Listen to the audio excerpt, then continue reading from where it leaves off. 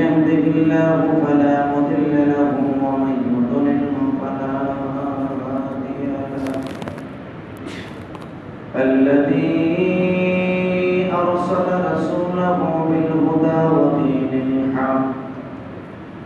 ودين الحق ليظهره على الدين كله وكفى بالله شهيدا. أما بعد فقد قال الله تبارك وتعالى: فأعوذ بالله من الشيطان الرجيم. بسم الله الرحمن الرحيم.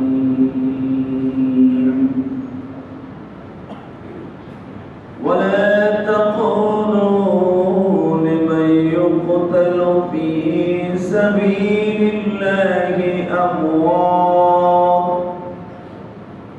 بل أحياء ولكن لا تشعرون.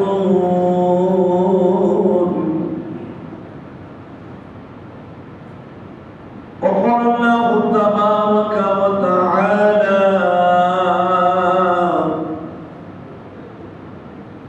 إن الله وملائكته يصلون على النبي يا أيها الذين آمنوا صلوا عليه وسلموا تسليما.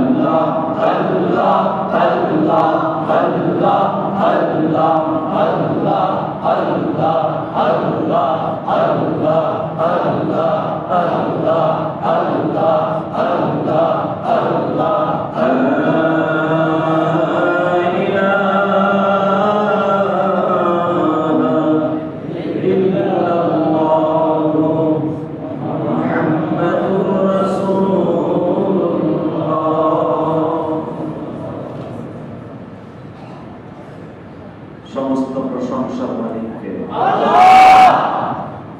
ওই আল্লাহর প্রশংসা সকলে বলে আলহামদুলিল্লাহ।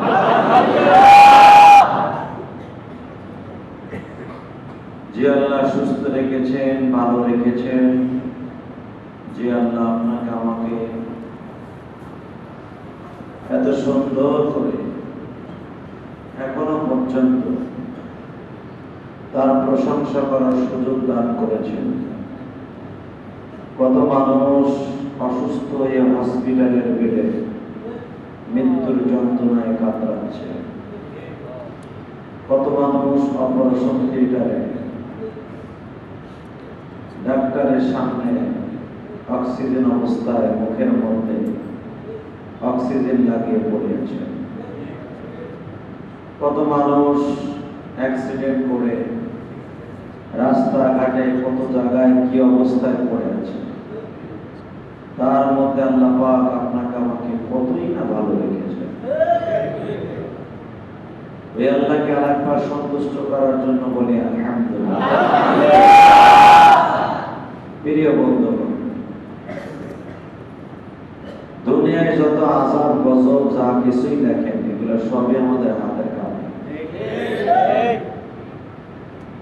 আল্লাহ রাব্বুল আলামিন সহজে বান্দার উপরে গজব ঢালেন না, গজব দেন না। কারণ এক্সাম্পল, মা বাবা যদি কোনো সন্তানের উপরে অসন্তুষ্ট হয়, 1 সপ্তাহ 10 দিন 1 মাস বাবা কথা বলে না, মা কথা বলে না, বিশেষ করে মা তো কথা না বলে পারেই না। হাইস্ট 1 দিন কি 2 দিন মা হয়তো রাগ করে গোসা করে থাকতে পারে, বাবা হয়তো 1 মাস 1 বছর থাকতে পারে, কিন্তু ভিতরে ভিতরে কিন্তু ঠিকই জ্বলে, মায়াও লাগে। আমার আল্লাহ বলেন, আমার বান্দার পর আমি আযাব গজব দিতে চাই, দেই না। ফেরেশতাদের সাথে পরামর্শ করি, 2024 সালের জুলাই মাসের 19 তারিখ গজব দিব কি দেব না, তোরা কি কর? ফেরেশতারা ঢালাও ভাবে বলে দেয়, গজব এখনো বাকি রাখছেন কেন, দেন না কেন? বিলকুল 10 নম্বর। আল্লাহ রাব্বুল আলামিন বলেন, আমি যে দিব কেমনে দিব? যে ঘরের উপরে আমি গজব দিব, ওই ঘরের মধ্যে 8 বছর 10 বছর নাবালিগ কিছু বাচ্চা আছে, ওরা তো কোনো গুনাহ করে নাই, অন্যায় করে নাই, ওদের কারণে আমি কেমনে গজবটা দিই বন্ধু? তখন ফেরেশতারা বলে, আল্লাহ এত তো আমরা হাতায় দেখি নাই, আমাকে জিজ্ঞেস করছো আল্লাহ বাবু করে দিয়েছি গজব দিয়ে দাও, কিন্তু তোমার নাম তো রহমান, তুমি তো অনেক কিছু ওসিলা তলব করো, তুমি তো অনেক কিছু তালাশ করো যে বান্দারে কিভাবে বাঁচাই দেওয়া যায়। যখন আল্লাহ দেখে কোন রকম আর বাঁচানো যাচ্ছে না, তখন আল্লাহ ছোটখাটো একটা গজব দিয়া বান্দার ঈমানের পরীক্ষা নেয়। ঈমানের পরীক্ষায় যারা অল্প সময়ের ভিতরে পাশ করে ফেলে, আল্লাহ তাদেরকে মাফ করে দেন। আর পিছনে যে অন্যায় করছে দিকে আল্লাহ তাকায় না। আবার যখন দেখা যায় বান্দা ঠিক হয় না, ও আগের মতোই আছে, তখন আল্লাহ গজবের মাত্রা আর একটু বাড়ায়। যখন দেখে বান্দা তারপর ঠিক হয় না, আর একটু বাড়ায়। যখন দেখে এরপরও বান্দা ঠিক হয় না, তখন আল্লাহ এমন এক গজব দেয়, যেই গজবে একবারে শেষ করে দেয়। যেরকম ভাবে আপনারা জানেন, এই মুহররমের চাঁদ আল্লাহর কাছে অত্যন্ত দামি চাঁদ, শাহরুল্লাহ বলা হয়েছে। এটা হলো আল্লাহর মাস। এই মাসটা কিসের মাস? আল্লাহর মাস। জোরে কর আল্লাহর মাস।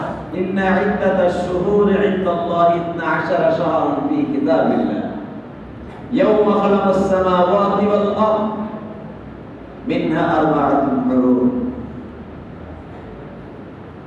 আল্লাহ রাব্বুল আলামিন বলেন, আমি গণনার দিক দিয়ে দুনিয়া আসমান জমিন বানাইবার পরে গণনা ঠিক রাখার জন্য আমি 12 মাসে বছর নির্ধারণ করছি। এর ভিতরে 4টা মাসকে তোমাদের জন্য ইবাদতের জন্য খাস করেছি, দামি করেছি। হরম শব্দের অর্থ এক শব্দ হারাম, আর এক শব্দের অর্থ দামি। আমি দামি করেছি, এই জন্য দামি করেছি যেন আমার বান্দা 8টা মাস গুনার দরিয়ায় হাবুডাবু খায়, অন্তত 4টা মাস আমার অন্তত একটু স্মরণ করে। আলহামদুলিল্লাহ বলেন আলহামদুলিল্লাহ। তার ভিতরে দামি 4টা মাসের মধ্যে একসাথে 3টা মাস, জিলকাদা, জিলহজ্জা, এরপর হলো মুহররম।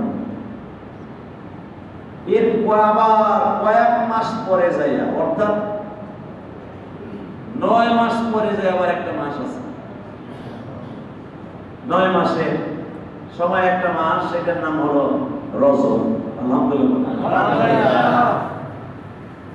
আল্লাহ সুবহানাহু ওয়া তাআলা একটা মাস অনেক দামি করেছেন।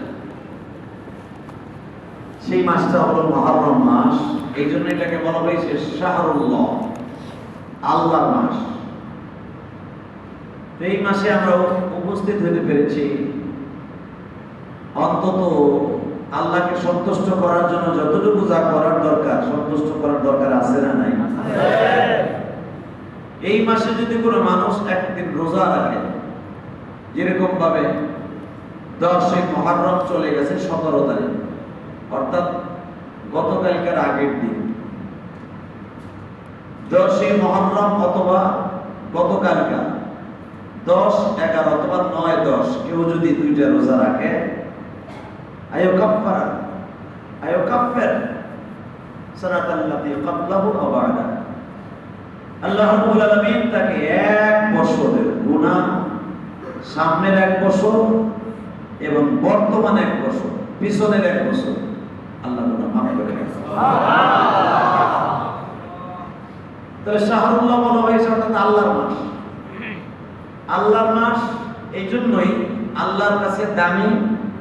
উনি পারেন তার নিজের ব্যক্তিগত আমল থেকে বান্দারে বাঁচায়। 9 মাস বান্দা গুনাহ করছে, 8 মাস বান্দা গুনাহ করছে, রজব মাস, মুহররম মাস, জিলকাদ, জিলহজ মাস, এই 4টা মাস আল্লাহর কাছে দামি। আরবাতুন হুরুম, এই 4টা মাসের মধ্যে যে কোনো একটা সময় যদি বান্দা, যেরকম রজব মাসে যেমন 20 যেটাকে বলা হয়, যেরকম ভাবে 13, 14, 29, 30 এই মাসগুলায় যারা রোজা রাখবে, ইবাদত করবে, আল্লাহ সুবহানাহু ওয়া তাআলা তাদের জীবনে 1 বছরের গুনাহ মাফ করে দেন।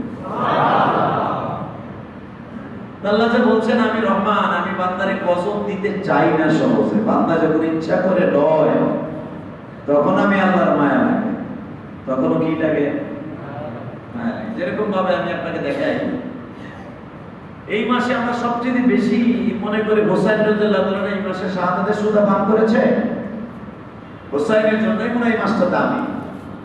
এটা একটা বড় কথা। হোসাইনের জন্য এই মাস দামি হয় নাই। এই মাস দামি আল্লাহর কাছে পৃথিবীর শুরু লগ্ন থেকেই মাসটা দামি। কারণ এই মাসটা আসমান জমিন বানাইবার আগেই আল্লাহর কাছে দামি। বিশেষ করে মুহররমের মাসটা। রমজান মাস দামি হয়েছে রোজার কারণে। বছরের মধ্যে আসিয়ামু বাদা রমজান শাহরুল্লাহিল মুহররম, রমজানের পরে একটা মাস আছে মুহররম মাস, শাহরুল্লাহ। এই মাসে যদি কেউ রোজা রাখে অনেক দামি, অনেক দামি আল্লাহর কাছে। রমজানের পরে সবচেয়ে দামি রোজার মাস হলো মুহররমের চাঁদ। রমজানের দাম হয়েছে আমার বিশ্বনবীর জামানায়। রমজানের দাম কিন্তু ঈসা নবীর জামানায় ছিল না। কারণ রমজান ঈসা নবীর পরে রোজা ফরজ ছিল না। মুসা নবীর পরে রোজা ফরজ ছিল এই মুহররমের চাঁদে। ঈসা নবীর পরে রোজা ফরজ ছিল এই মুহররমের চাঁদে। কিন্তু রমজানের 30টা রোজা ফরজ হয়েছে একমাত্র আমার নবীর উপরে। এই 30টা রোজা ফরজ হওয়ার আগে এই মুহররমের চাঁদ আল্লাহর কাছে দামি ছিল। কারণ এই মুহররমের চাঁদে আমার নবী রোজা রেখেছেন। নবী বালেগ হওয়ার আগে থেকে ওই মাসে রোজা রাখেন, বালেগ হওয়ার অর্থাৎ নবী হওয়ার পরেও নবী এই মাসে রোজা রাখেন। শুধু তাই না, হিজরাতের পরে আগে সব সময় আমার নবী এই মাসে রোজা রাখতেন। কারণ এই মাসটা ইহুদিদের কাছে অনেক দামি। নবী দেখলেন এরা দামি মনে করে মুসা নবীর কারণে। দামি নবী তখন নবুয়ত প্রাপ্ত হয়ে গেছে। আমি মদিনায় আসার পরে দেখতেছি ইহুদিরা এখনো পর্যন্ত মুসা নবীর ইতিহাস ধরে রোজা রাখে না। এটা চলবে না। আমার উম্মাত এটার মুখালিফাত ইহুদি ওয়া নাসরানিয়া। আমার উম্মাত এটার উল্টা করতে হবে, ইহুদি নাসারাদের উল্টা। সাথে সাথে নবী বললেন ইহুদিরা রোজা রাখে একটা, আমার উম্মাত রোজা রাখবে দুইটা। আরো জোরে বলেন।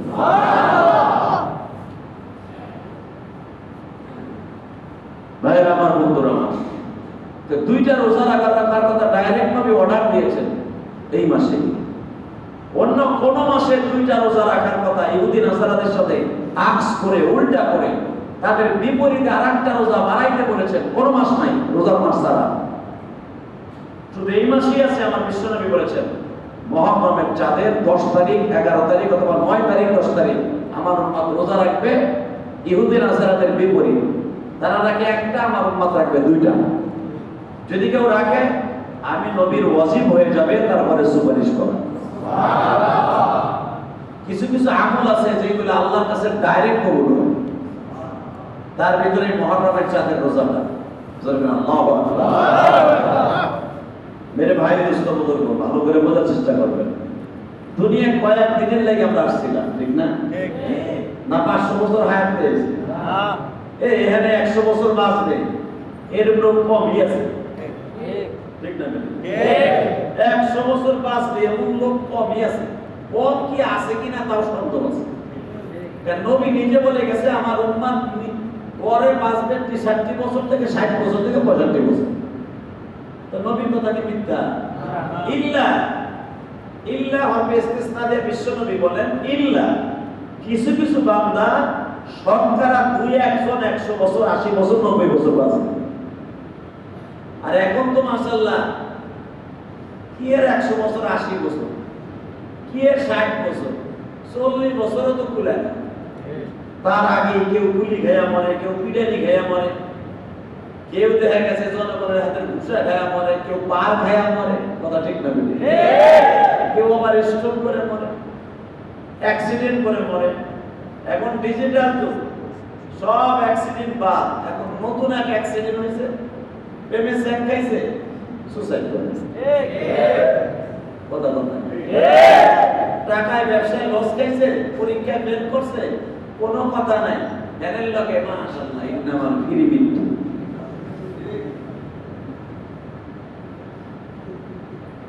আল্লাহ, নবীর কথা মিথ্যা না, ঠিক না? মানুষের লোভের কারণে অনেক কিছু হয়ে যায়। লোভ মানুষ এমন একটা জিনিস যার কারণে মানুষ কেউ জাহান্নামী হবে, আর লোভের কারণে মানুষ জান্নাতে যাবে। কেউ যদি নেক আমল করার লোভ থাকে, এই মানুষটা আল্লাহর তদারকিতে জান্নাতে যাবে। আর কেউ যদি দুনিয়া কামাই করার লোভ থাকে, দুনিয়ায় খালি কামাবো, আখিরাতের কোনো দাঁড়দারি নেই, ওই লোকটা বিধি হিসাবে জাহান্নামে যাবে। না সন্দেহ আছে? দেখেন কারবালার প্রান্তরে দুইটা সাইডের লোক আসছিল, দুই সাইডের লোক। হোসাইনের বিরুদ্ধে যারা এসেছিল তারা প্রথম আসছিল 1000। এরপরে হোসাইনের তাবুতে লোক কিন্তু মাত্র 80 থেকে 82 জন, আর ওরা হলো 6000। হিসাব করেন তো, হোসাইনের 80 থেকে 82, তার ভিতরে মহিলাই আসছিল প্রায় 19 থেকে 20 জন। 19-20 জন যদি মহিলা হবে, তাহলে হিসাব করেন কয়জন পুরুষ ছিল, তার ভিতরে আবার অসুস্থ ছিল কয়েকজন, এর ভিতরে আবার পুরুষের মধ্যে বাচ্চা ছিল, 1 বছরের বাচ্চা, 1.5 বছরের বাচ্চা। একথা শুদ্ধ লাগে না, তো ধরাও লাগে না। এই 80 থেকে 82 জন মানুষের প্রমাণের লাগা, শেষ করার লাগা 4000 আছে। কয় হাজার?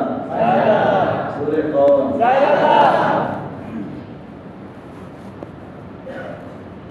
তাদের লোকটা কি?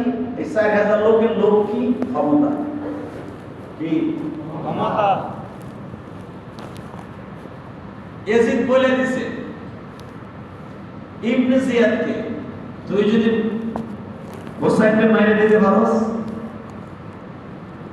তুই যদি হোসাইনকে মারতে পারোস, অথবা জীবিত অথবা মৃত, এটা ছিল ইয়াজিদের প্রথম ঘোষণা।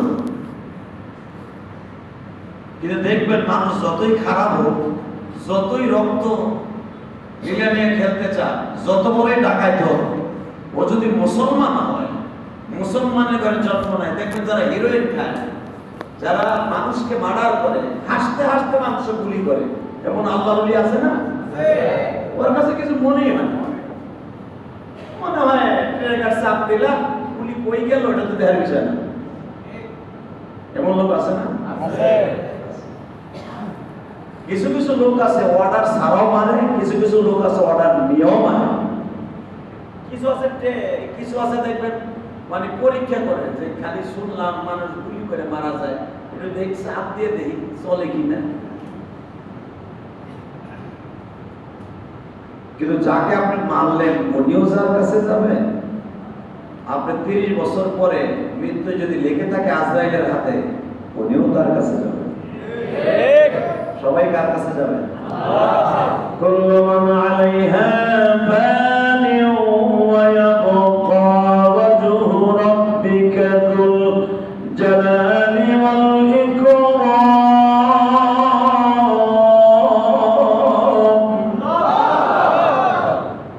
فبأي آلاء ربكما تكذبان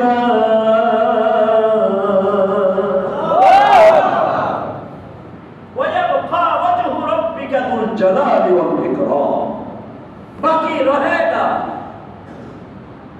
ويبقى रहता ही रहेगा আছে থাকবে দুইটা কাজ উনি আছেন আউয়ালিহি ওয়া আখিরি উনি শুরুতেও যেমন আছেন শেষেও নাম রাসূল পাবে কিয়ামতের মাঠে এই কথা আসতে কইেন আল্লাহ কি কিয়ামতের মাঠে বুড়ো অবস্থা উঠবে হ্যাঁ তারপর যৌবন কালে সব চুলা ছিল কাঁচা এরপরে পাকবে একটা দুইটা এরপরে শুরু হলো মাশাআল্লাহ পাকতে পাকতে অর্ধেক এরপরে অর্ধেক না 12 আনি এরপরে একটা কাঁচা নেই কথা বলেন এখন আপনি যতই চেষ্টা করেন যেটা একবার সাদা হয়ে গেছে গা ওইটার আপনি কালা করবেন সম্ভব হ্যাঁ চায়নারা বানাইছে জার্মানি ওয়ালারা বানাইছে জাপান ওয়ালারা বানাইছে ইন্ডিয়া ওয়ালারা বানাইছে এই সাদাটারে কালা করা সকালে কালা করছে ঘুমাটা দিয়ে সকালে উঠছেন পুরা সোনের মতো সাদা বেরিয়ে গেছে কথা বলেন মনে হয় সোন বজাইছে সোন ওইটা আরো খারাপটা বান্দরের মতো বেশি খারাপ উলা বান্দরের মতো দেখা যায় অর্ধেক কাঁচা অর্ধেক পারা আল্লাহ তখন কি করে জানতেন ফেরেশতারা দেখ করছি কি বান্দরটা করছি এক তো দেখেন এই যে আলহামদুলিল্লাহ এই যে আমার কমিটির অনেকে লাল লাল মেহেন্দি লাগান এটা কিন্তু মেহেন্দি না এটা কলম আপনারা জানেন না এটা কলম ওরা দেখলো এখন হুজুরা কলমের বিরুদ্ধে ওয়াজ করে এখন ওই কলমটারে এখন ওরা লাল নিয়েছে হ্যাঁ যদি আপনি সুন্নাত লাগাইতে হয় রসুল যেটা লাগাইছে রসুল আল্লাহ রসুল লাগাইছে আপনার গাছের মেহেন্দি আপনার এক ডুপ্লিকেট কলম না কথা বল না কেন ডুপ্লিকেট কলম এটা দেখেন না এমন লালের লাল ঘর খাইলে যেমন গাল পাক খাইলে লাল হয় সেমন লাল এইটা আবার মেহেন্দি হয় কেন আপনার গাছের মেহেন্দি লাগাই দেন এত এত লাল হয় নাকি ওই যে মনে কালা এটারে কলম দিয়ে বানাইছে লাল আর কিছু না এখন যদি বলেন হুজুর আপনার যখন লাল হইব তখন সাদা হইব কি আমি লাগাবো সেই পদ্ধতি পাইছে না আল্লাহ সে পদ্ধতি আল্লাহ বাসায় রাখে আমিও লাগাবো কিন্তু গাছেরটা লাগাবার চেষ্টা করি আলহামদুলিল্লাহ মেহেন্দি লাগাবেন আপনি সুন্নাত আমি বলবো না আপনাকে মেহেন্দি লাগান নিষেধ আপনি লাগাবেন এই যে লাল লাগাইছেন খুব সুন্দর লাগে কিন্তু কালা যেটা একটা কুচকুচে আপনার যৌবন ফিরে দেয় 1 ঘন্টার ভিতরে এটা লাগান জায়েজ নাই কারণ ওইটা আপনার যৌবন ফিরে দিতে পারবে না ঠিক না বেটে এখন অনেক লোক এখন নতুন স্টাইল করছে যখন পাকা শুরু হয় উনি দাড়ি মোষ মানে যে রূপ দেখা যায় সব ভুলে চাইছে কথা বলেন এখন আল্লাহ ওলি আছে না আছে দাড়িও আছে মোষও আছে মাথার গুলাও আছে আর মাথার গুলা আবার বাইরে যায় নতুন স্টাইল আবার নবীছে এটা মনে রাখবেন দাড়িতে যে ফুল লাগায় সেটা নবীর কলিজায় ফুল লাগায় মুসলমান দাবি করে কোনোদিন কোন মুসলমান দাড়িতে খুন লাগাইতে পারে না। কথা বলেন না কেন? আরো জোরে বলেন।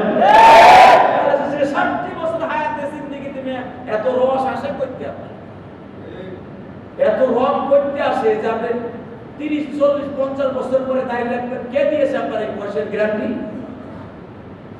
আল্লাহ না করুক যদি আপনার দাড়ি সারা অবস্থায় মারা যান, প্রত্যেকটা কেতাবে আপনি পাবেন। আল্লাহ ইচ্ছা করলে সব করতে পারেন, কিন্তু আল্লাহ করবেন না, আল্লাহ ইচ্ছা করবেন না।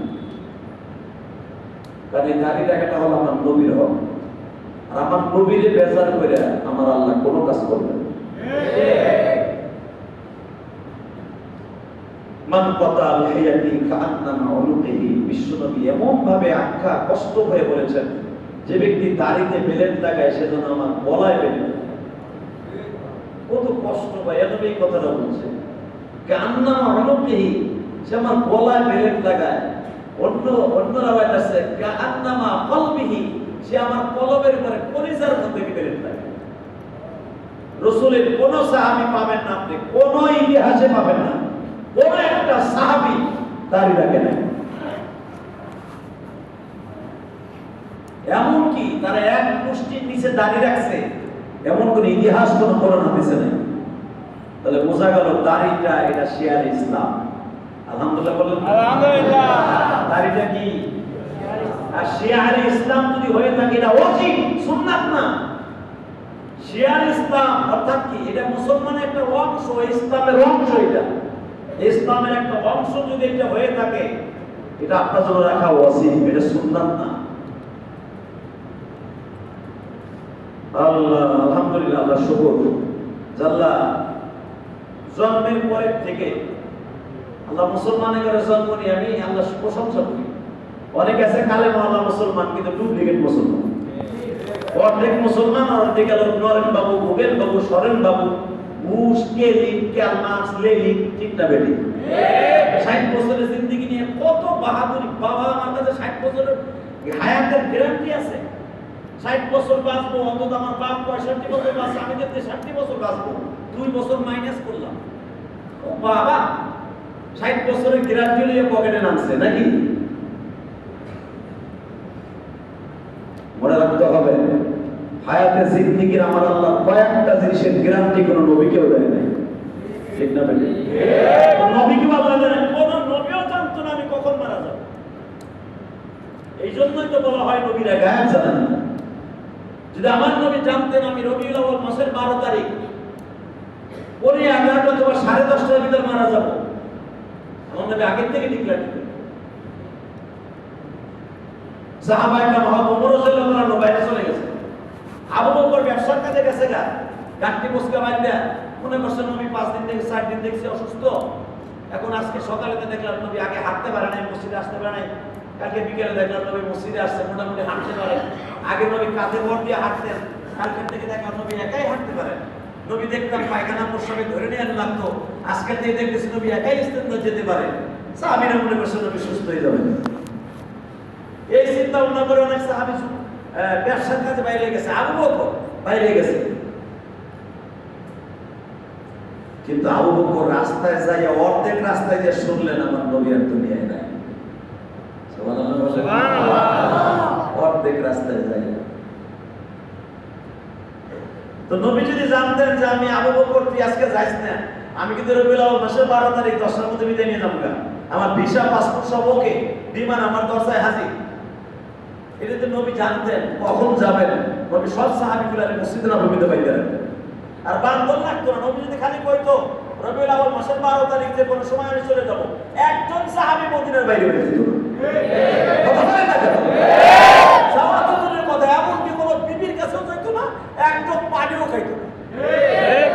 নবীরে ভালোবাসছে কি তোমার আমার মতো ভালোবাসা? মসজিদে আইলে বাস ইমাম সাহেব মাশাআল্লাহ যা কই তাইতে নেবে।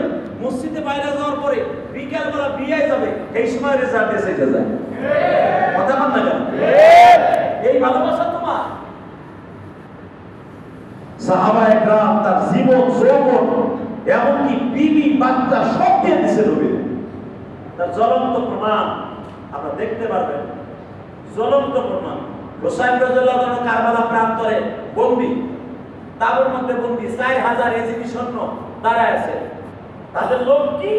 এজিদ দুইটা লোক দেখাইছে। একটা দেখাইছে ক্ষমতার লোক। এজিদ কি ক্ষমতার লোক দেখাইছে? হে জিয়াদ, তুই যদি হুসাইনকে জীবিত অথবা মৃত আমার কাছে হাজির করতে পারো, তোরে কুফার গভর্নর দেব, তোরে মন্ত্রিত্ব দিয়ে দিব, প্রধানমন্ত্রীর দায়িত্ব ওই কুফার করে দেব। কুফাটা কি মনে করেন আপনি? কুফা বাংলাদেশের দুইটার সমান। আলহামদুলিল্লাহ বলেন। আলহামদুলিল্লাহ। বাংলাদেশের দুইটার সমান একটা জেলা কুফাটা। এই দুইটার সমান একটা জেলা গভর্নরের দায়িত্ব তোরে দিব। ক্ষমতা যার নাম রে বাপ, এটা কেউ ছাড়তে চায় না। কথা বল না কেন? আরে মন্ত্রী, এমপি, এসপি, ডিসি সবগুলো বাদ দেন। প্রধানমন্ত্রী, প্রেসিডেন্ট কে এগুলো বাদ দেন না। সাধারণত ওই মসজিদের একটা ইমামতি, অনেক ইমাম আছে, ইমামতি টিকাই রাখতে যাইয়া কমিটির পাও পর্যন্ত ধরে। কমিটির বাসায় বাজার বইয়া দেয়। এবং চাকরি ইমাম মুয়াজ্জিন আছে না নাই? ওটা তো চাকরির নিকুচি করিবে না। রেজেকের মালিক কে? আল্লাহ। অনেক দেখবেন ইমাম মুয়াজ্জিন আছে, কমিটির লাগে এমন সম্পর্ক রাখে, ওর মাজার হয় মসজিদের ভিতরে, মাগার চাকরি যায় না, মরে যায় মসজিদের মধ্যে মরে, আর চাকরি যায় না। 30 বছর 40 বছর চাকরি করে, যায় না। কেমনে যায়? কেমনে যাবে? অন্য স্টাফ আসলে 5 বছর ঠিক করে না, আর এখন 30 বছর কেমনে ঠিক? তাহলে বোঝা গেল তার তাহাজ্জুদের কিছু কিছু দোয়া আছে কবুল হয়। সেটা হলো কমিটির ভাষায় তাহাজ্জুদের আমল বাজার যায়। এটা মনে রাখবেন। আল্লাহ তো ক্ষমতা চান না, একটা মসজিদের মুয়াজ্জিনগিরি, ইমামগিরি, খতিবগিরি না যাওয়ার জন্য যদি এত প্রচেষ্টা করতে পারে একটু লোক, এরকম বাংলাদেশের মতো দুইটা দেশ, এরকম একটা দেশের লোক ইবনে জিয়াদ কেমনে সহ্য করবে? ইবনে জিয়াদ তো কলা গাছের মতো ভুলে গেছে গা। বাপ রে বাপ, জীবনে যেটা আমি ছিলাম আগে শহীদা, এই ইবনে জিয়াদ, ওবাইদুল্লাহ ইবনে জিয়াদ, এই বদমাইশটা ছিল একটা শহীদা, নাম করে হয়ে গেল চেয়ারম্যান, চেয়ারম্যানের থেকে 1 মাসের ভিতরে হয়ে গেল এমপি। এখন শুনতেছে তার কানে ঘেরান আসতেছে, সে গভর্নর হয়ে যাবে। এখন হুসাইন কে এটা ওর দেখার বিষয় না, তার মাইরে বের করবে। নাউজুবিল্লাহ বলে। নাউজুবিল্লাহ। একটা রাওয়ায়াত আছে, ইয়াজিদ বলছিল জীবিত অথবা মৃত হুসাইনকে আমার কাছে নিয়ে আসবে। এটা হলো হুসাইনকে কারবালার প্রান্তরে বন্দী করার 10 দিন আগের ঘটনা। যখন ইয়াজিদ শুনতে পাইল আমি যারে বন্দী করে জীবিত অথবা মৃত আনতে কইছি, ইয়াজিদ ইবনে জিয়াদ রে যারে বন্দী করে মারতে কইছি, এ তো নবীর কলিজার টুকরা নাবি, যারে না বানাইলে দুনিয়ার কোনো কিছু বানাইতো না। আমি যদিও ক্ষমতার জন্য করতেছি, কিন্তু ক্ষমতা তো আমি চিরদিন থাকতে পারবো না। কথা বলেন না কেন? আমি কি মসজিদের খতিব সারা জীবন থাকতে পারবো? আমি একদিন খালি সরকারের বিরুদ্ধে কথা কম, ইলিয়াস মোল্লা সিরিজ দিয়ে দিব, যেহেতু জানি আগামী এটা আমি জানি। আমি একদিন সভাপতির একটা বকা দিব, ভাই আপনারে পান দিচ্ছে ঠিকই আপনাকে দোয়া করে, কিন্তু আমাকে ভুলে দেওয়াই যায়। আমি ভালো করে এগুলো জানা আছে, কারণ বক্তৃতার বয়স তো 26 বছরের পড়ল। বাংলাদেশ কবির বিশ্বের অনেক রাষ্ট্রে আল্লাহ আমাকে দিয়েছেন, অনেক রাজনীতিবিদের সাথে চলাফেরা করছে, জানি তো। কিন্তু মনে থাকতে হবে, মনে রাখবেন, কিছু কিছু মানুষ আছে এরা ক্ষমতার দিকেও তাকায় না, এরা দুনিয়ার কোনো দিকে তাকায় না, তাকায় একমাত্র কার দিকে। কারণ হাইয়ুল কাইয়্যুম উনি আছেন, উনি থাকবেন, ওনার ক্ষমতা কেউ নিতে পারবে না। ঠিক না বেটি? আরো জোরে বলে, আরো জোরে। ওনার ক্ষমতা কেউ নিতে পারে নাই, পারবে না। কিন্তু ইবনে জিয়াদ জানতো না যে আমারে যে ক্ষমতা সে দিবে, এই ক্ষমতা কয়দিন রাখবে।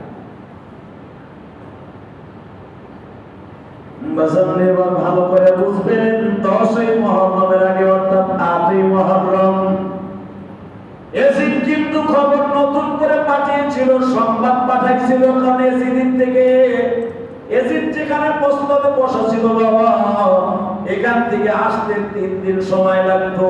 এই 3 দিনের ভিতরে ঘটনা কিন্তু ইবনে জিয়াদ ঘটায় ফেলছে। ও নতুন করে ফরমান চালু করছিল, হোসাইনকে মারবি না, হোসাইনের গায়ে হাত দিবি না, হোসাইনের কাছে প্রস্তাব দিবি, সে যদি আমার মাইনা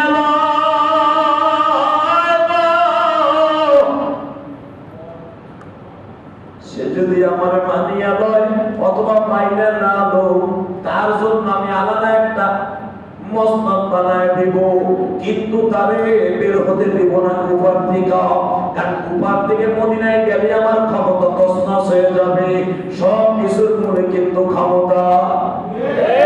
কথা বল না কেন? হোসাইনকে কুফার থেকে বের হতে দিব না, আমার মানবা না, মানুষ হোসাইনের গায়ে হাত দিবি না। আগের ফরমান ছিল হোসাইনকে জীবিত অথবা মৃত দিবি, কিন্তু এখন থেকে নতুন করে আমি বললাম হোসাইনের গায়ে হাত দিবি না, কোন বাচ্চার গায়ে হাত দিবি না, হোসাইনের সাথে বেয়াদবি করবি না। কারণ হোসাইনের শরীরে আমার বিশ্ব নবীর চুমা আছে।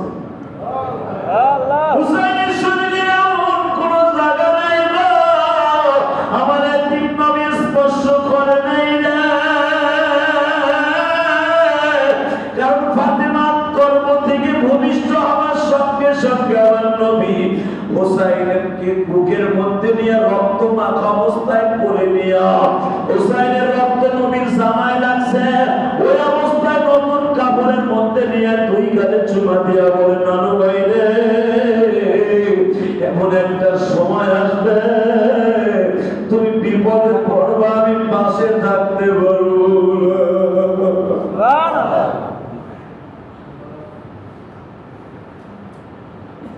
তাহলে বোঝা গেল জিবরাইল আগের থেকে নবীরে বলে দিয়েছে, নবী আমার আপনার ইসলামের জন্য আপনার প্রিয় 2টা নাতিও কুরবান হয়ে যাবে। ও বাজান 10ই মুহররম আমরা তাজিয়া সাজাই, কবর একটা বানাইয়া, ঘোড়ার আকৃতির একটা বানাইয়া আমরা হোসাইনের প্রেম দেখাই। মনে রাখবা এটার নাম ইবাদত না, এটার নাম ডাইরেক্ট ভণ্ডামি আর শয়তানি।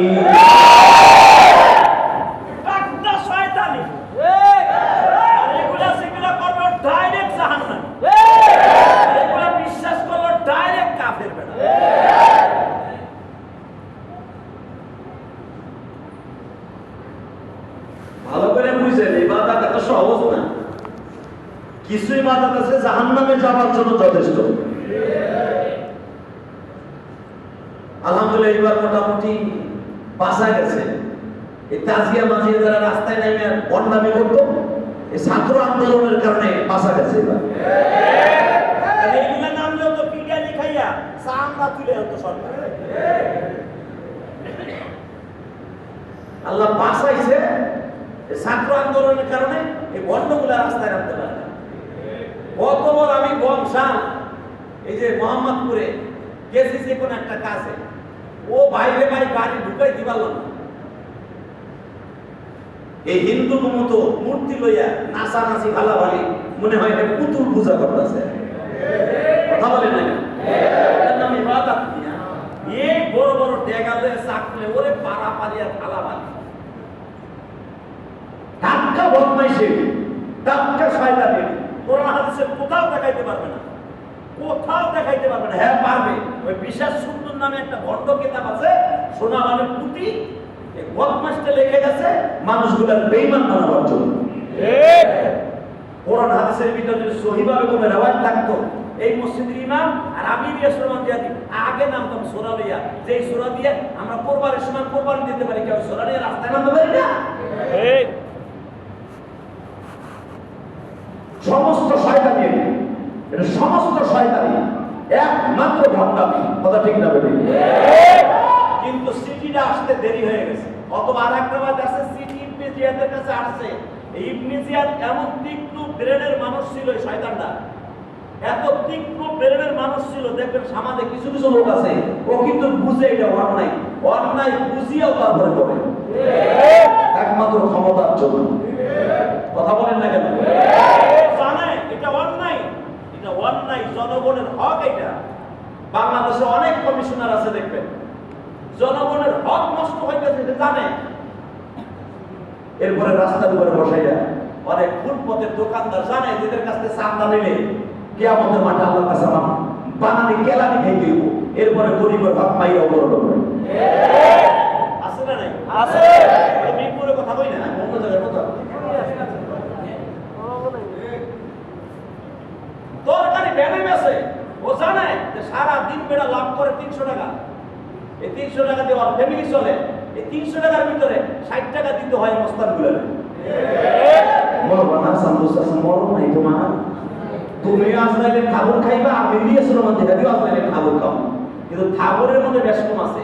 আমার ঠাকুর দেওয়ার আগে হিসাব জিজ্ঞেস করে আজরাইল দিবা, তোমারটা দেওয়ার সময় এক সপ্তাহ আগে থাকলে কেলাই দি থাকো, কেলাই দি থাকো।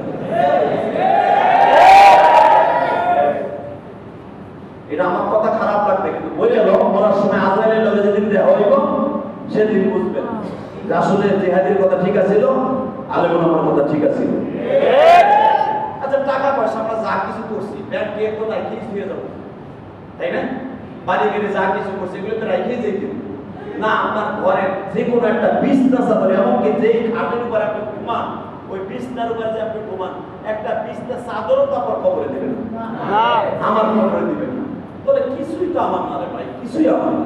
এই যে ইবনে জিয়াদ যে চিঠি পাওয়ার পরেও সে পকেটে রেখে দিয়েছে, ওবাইদুল ইবনে জিয়াদ তার সহচর এই যে শিমর, এই তারেক শিমর যাকে বলা হয়, এই শিমর ওর শরীরের মধ্যে শ্বেত রোগ ছিল, শ্বেত রোগ বুঝেন? বুঝেন না? কিছু সাদা, কিছু লাল, কিছু কালো, আছে না নাই? হ্যাঁ, শ্বেত রোগ আছে না? এই শিমরের গা আসলে শ্বেত রোগ বলা, ওরে দেখলেই দেখা যেত আজরাইল শয়তানের মতো, বাঘের মতো দেখা যায়। এই জাগতের মধ্যে শ্বেত রোগ আছে, আর থোক মান কিন্তু বাঘের মতো দেখা যায়। তাই শিমন আসিল আর শ্বেত রোগ, এখানে কিছু কালা, এখানে সাদা, এখানে আবার বর্ষা, এখানে আবার কিছু উঠছে চামড়া, কিছু ওড়ে নাই, ওরে দেখতে ভয়ঙ্কর দেখা যায়। এই বদমাইশের কাছে কানে কানে যে কয় সিডি কিন্তু আইছে, হুকুম কিন্তু পাল্টায় আইছে, হোসেনকে মারতে না করছে, এমনকি বিয়াদবি করতেও না করছে, একটা ওয়াইট আছে। এই জন্য আহলে সুন্নাত ওয়াল জামাত এই যে দিনে অনেক মতলক্ষ্য করেন, এটা নিয়ে আবার টল হয় অনেক। আরে বেটা কোরআন হাদিস সহিভাবে যারা জানে এরা কোনোদিনও হক্কানি উলামা একরামকে গালি দিবে না। হ্যাঁ, ইয়াসিন এই দুনিয়ার ভিতরে নিকৃষ্টতম মানুষের মধ্যে একজন ধরতে পারে না আপনি। তো মনে রাখবেন এজিদের কিছু কিছু কর্মকাণ্ড ছিল, তার ভিতরে একটা কর্মকাণ্ড সে সিটিটা দিছে ঠিকই, কিন্তু তার তো সবচেয়ে বড় ভুল কোন জায়গায়, যে হুসাইনকে মৃত অথবা জীবিত, সঠিক ইতিহাস জানবেন, জীবিত অথবা মৃত হুসাইনকে আমি চাই। এই যে প্রথম যে ডিক্লার, এই ডিক্লারটা আপনি কি মনে করেন কারে জীবিত অথবা মৃত চায়? যার সম্পর্কে আমার নবী বলেছে আল হাসান ওয়াল হুসাইন সাইয়্যিদা শাবাবি আল জান্নাহ। এখনো পর্যন্ত দুই হিরেমের ভিতরে খুতবা, সারি খুতবার ভিতরে খতিব সাহেব এই হাদিসটা প্রতি জুমায় পড়ে, আল হাসান ওয়াল হুসাইন সাইয়্যিদা শাবাবি আল জান্নাহ। হাসান হুসাইন হলো সমস্ত মানুষের জান্নাতের সর্দার। জান্নাতের সর্দারের কল্লা চায় এজিদ, এর সাথে দুরাজান বকবক্তা কে থাকতে পারে? কথা বলেন না কেন? এর মূলে কি? ক্ষমতা। মূলে কি? ক্ষমতা। হ্যাঁ, ক্ষমতা। বাজারে ভালো করে বুঝবেন, কাগজ ঠিকই ইবনে জিয়াদ পাইছি, শিমরের কানে কানে কয় এখন যদি আমরা ভুলিয়া যাই হুসাইনের সাথে আমরা যুদ্ধ করব না, অবশ্যই ক্ষমতা আমাদের থাকবে না। ইয়াজিদ মনে হয় হুসাইনকে খানের গভর্নরগিরি দিয়ে দিতে পারে, অতএব কোন রকম ভাবে হুসাইনকে কারবালা এই থানার ভিতর থেকে এই ময়দানটা থেকে যেতে দেয়া যাবে না। শিমর বলে ফেললো বেটা দেরি করা যাবে না, আজকে শেষ করে দেই, তখন আমরা বলবো সিটি পাওয়ার আগে মেরে লাইছি ভুলে।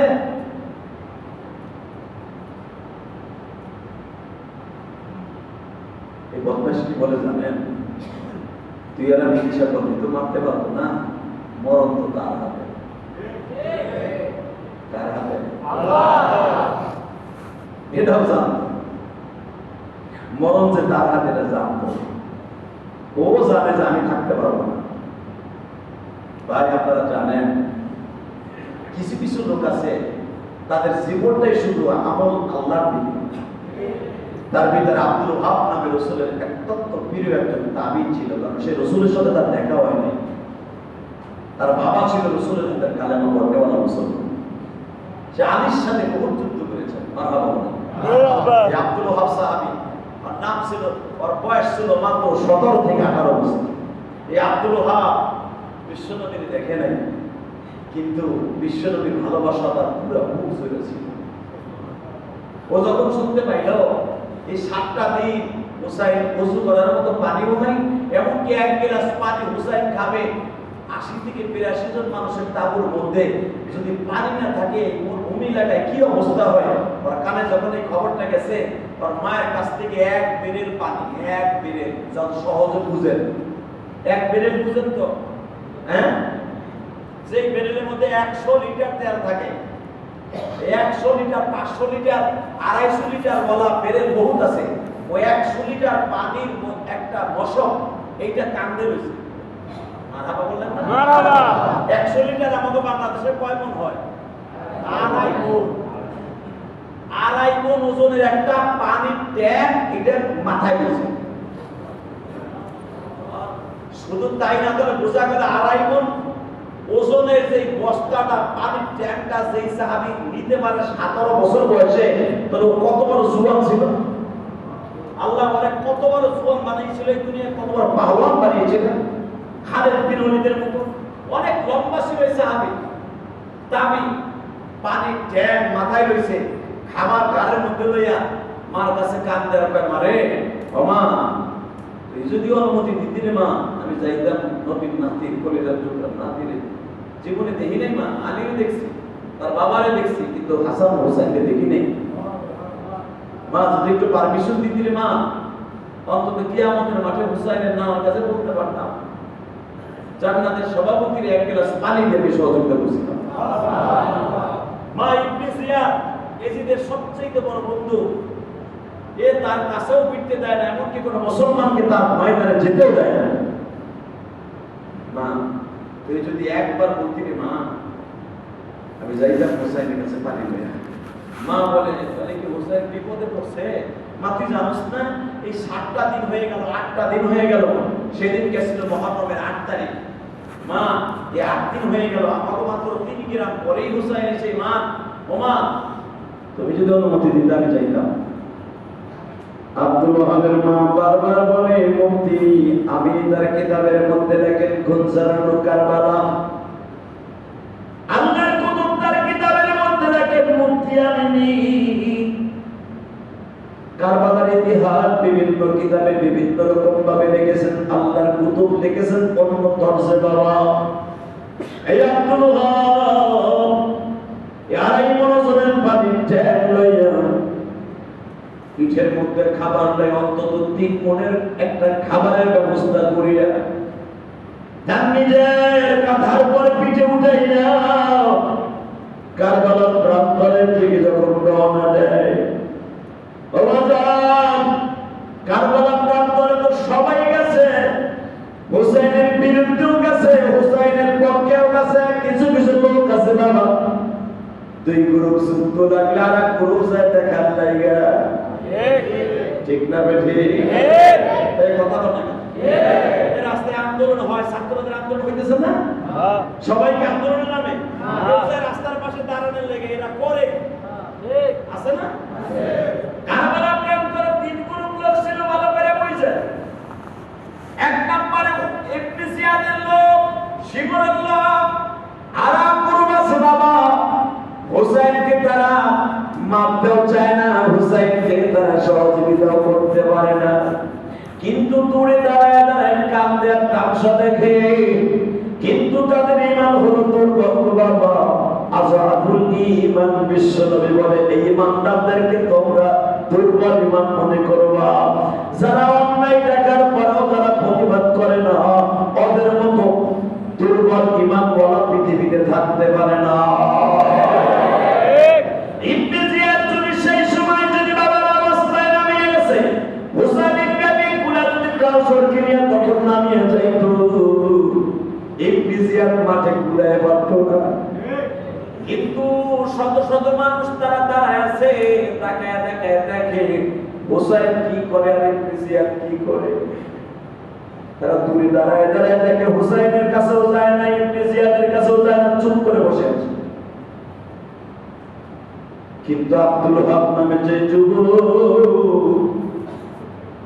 বজ্রের মতো গর্জে উঠলেন, গো বাবা, এতগুলো খাবার আর পানি দেয়া কাদাটা সাইড করিয়া হুসাইনের দিকে ডাইরেক্ট ঢুকিয়ে দেয়া বলে, হুসাইন রে, আমি জানি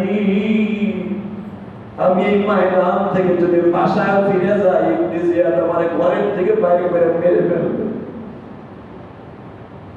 কিন্তু আপনি আমার একটা কথা শুনবেননি, আমি আসছি আপনার জন্য একটু পানির ব্যবস্থা করে নিয়ে আসছি। হুসাইন তার চেহারার দিকে একবার তাকায়, আমার তার বডির দিকে, তার সাইজের দিকে তাকায়, আর বলে, আব্দুল ওহাব রে,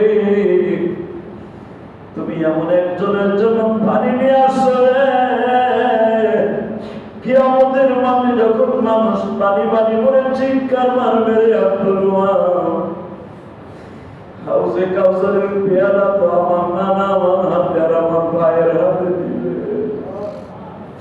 তোমার এই পানির সাহায্যের কথা আমি কোনদিন ভুলবো না।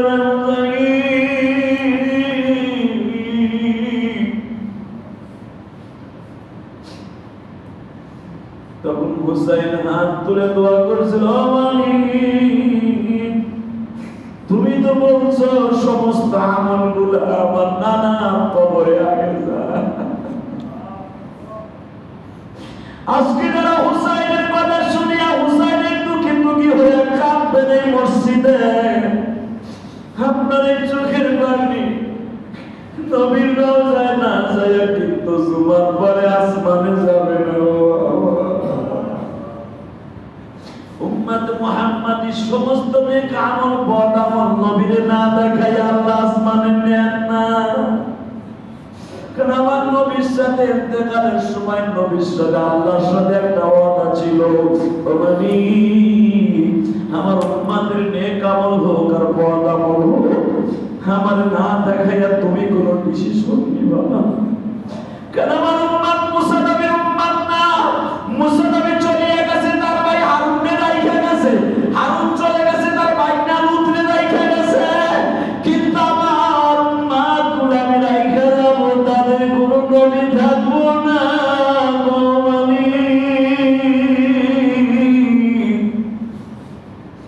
উম্মত আমার গুনাহগার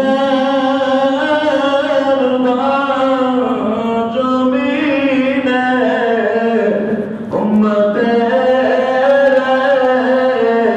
কাদায়না হাসুরি, উম্মতের কাদায়না কবরি। বাবা, কিছু কিছু মৃত্যু আছে বাবা, তারা কবরে যাওয়ার সঙ্গে সঙ্গে তারা হাসতে থাকে। এমনই জীবন করিবে গঠন, মরিলে হাসিবে তুমি, কাঁদিবে ভুবন। এই যে শর্ষিনার আল্লাহ খুব চলিয়ে গেছে বাবা, লক্ষ লক্ষ মরিদরে পাগল বানিয়ে রেখে গেছে বাবা। শর্ষিনা বিশ্বাস যাওয়ার পরে দেখছো লক্ষ লক্ষ মরিদেরা কাঁদে। আরে বাপ বললে কাঁদে না, মা বললে কাঁদে না। একজন আল্লাহর কুতুব চলিয়ে গেছে বাবা, জমিন সুলতান কাঁদে।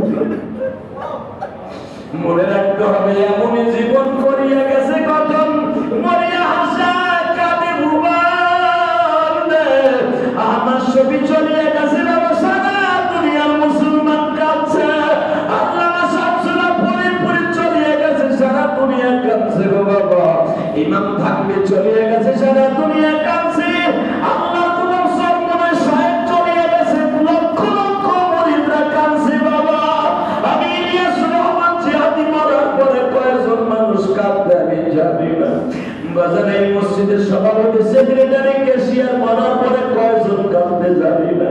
তবে মনে রাখো বাবা, মরার পরে যদি অন্তত দুইটা মানুষ বলে মালিক রে এই লোকটারে তুমি মাফ করে দিও আল্লাহ, ওই ব্যক্তির মতো সৌভাগ্যবান আর কেউ নেই। আর মরার পরে যদি কেউ বলিয়া বলে আলহামদুলিল্লাহ, মরার পরে যদি কেউ বলে এই ব্যক্তি মরছে আলহামদুলিল্লাহ, বাজান বলতে দেরি আছে, ওর জন্য জাহান্নামের দরজা খুলতে দেরি নেই। ওর হজ ও নামাজ ও রোজা কোনটাই আল্লাহর দরবারে কবুল হবে না বাবা। কারণ আমার আল্লাহ আলহামদুলিল্লাহ শব্দের পরে মেসেজ করে বাবা অনেক কিছু দুনিয়ায় হবে। আমি তোমাদের তাও ধরে বলে দিয়ে যাই রে বন্ধুরা, দুনিয়া কিন্তু থাকার জায়গা নয়। বুখারীর মধ্যে আছে, আনাস ইবনে মালিক বলেন, নবী বলেন, দুনিয়ায় যদি কোনো মানুষ ইন্তেকালের পরে অন্য মুসলমান আলহামদুলিল্লাহ বলে, যদিও সে মুনাফিক হয়, আলহামদুলিল্লাহ বলার কারণে তার জন্য জাহান্নাম ওয়াজিব হয়ে যায়। সুবহানাল্লাহ। ভালো করে বুঝো রে বাজান, ভালো করে বুঝো, দুনিয়া কিন্তু থাকার জায়গা নয়। আব্দুল ওহাবকে যখন বললেন, আব্দুল ওহাব রে আয় আমি তোরে দুইটা আদর করিয়া দেই, আব্দুল ওহাব বলে, হযরত আমি কিন্তু মাঠে নামিয়ে যাব। হোসাইন বলে, তোমার মাঠে নামতে হবে না, ওরা চাইতেছে আমার লাশ, তুমি নামিও না। আব্দুল ওহাব বলে, আমি আমার মায়ের কাছ থেকে বিদায় হয়ে আসছি, আমি আর ঘরে ফিরে যাব না।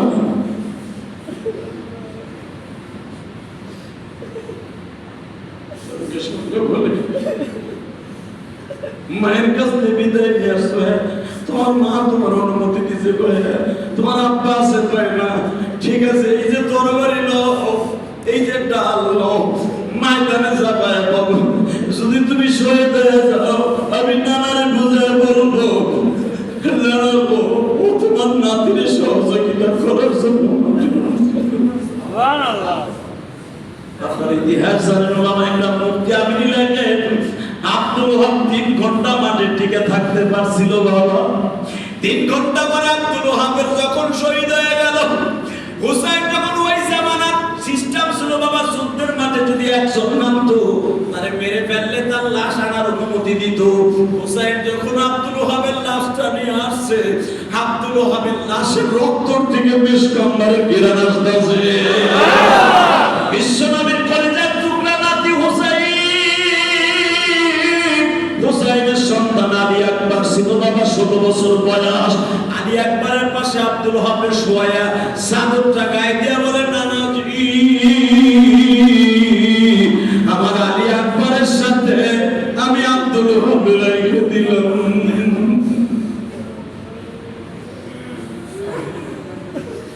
আল্লাহ তোমার পাগলগুলি যারা হোসাইনের কথা শুনিয়া কাঁদে, আমরা কোনো তাজিয়া বিশ্বাস করি না, আমরা কোনো ভণ্ডামি বিশ্বাস করি না, তোমার নাতির প্রেমে পাগল হয়ে কাঁদে। আরে পৃথিবীতে এমন কোনো মানুষ নাই রে হোসাইনের সিগনেচার ছাড়া জান্নাতে যাবে না বাবা, হোসাইন নানার সিগনেচার ছাড়া কেউ জান্নাতে যাবে না বাবা। আমি আপনাদের সামনে বলে দিয়ে গেলাম, বিশ্বনবী বলেছে, হুমায়ুন হারিফিদ দুনিয়া আল হাসান ওয়াল হুসাইন হুসাইন শাবাবি আহলিল জান্নাহ, মান আহাব্বাহুমা ফাকাদ আহাব্বানি ওয়া মান আবগাদাহুমা ফাকাদ আবগাদানি। আমার হাসান হুসাইনকে যারা ভালোবাসলো, মান আহাব্বাহুমা সে আমি নবীকে ভালোবাসলো, ওয়া মান আবগাদাহুমা ফাকাদ আবগাদানি। যারা আমার হাসান হুসাইনের সাথে দুশমনি করলো, ওরা আমি নবীর সাথে দুশমনি করলো। এই আমার কলিজার টুকরা মুসলিম ভাইরা, হুসাইনের প্রেম মুহররমে দেখাইতে যাইয়া কোনো ভণ্ডামি করে নাই নবী। হুসাইনের বিরুদ্ধে আজব ভক্তগণ নাস্তিক কথা বলে ওর কল্লা উড়াইয়া দিব। আমরা সেই আশিকে রাসূল আশিকে হুসাইন বাজার মাত্র একটা মিনিট চোখের পানি ছাইড়া দিয়ে নিজের বুঝায় বলে, মালিক রে যেই মাসটারে তুমি শাহরুল্লাহ বলেছো, তুমি তোমার মাস বলে ডাক দিয়েছো, ওই মাসের মধ্যে কাঁদি ঘুমালে আমাদের অনেকের মা নাই, বাবা নাই, আমার মতো অপরাধী মসজিদে একজনও নাই। আমার যখন 4 জনে কাঁদতে লইয়া কবরের দিকে রওনা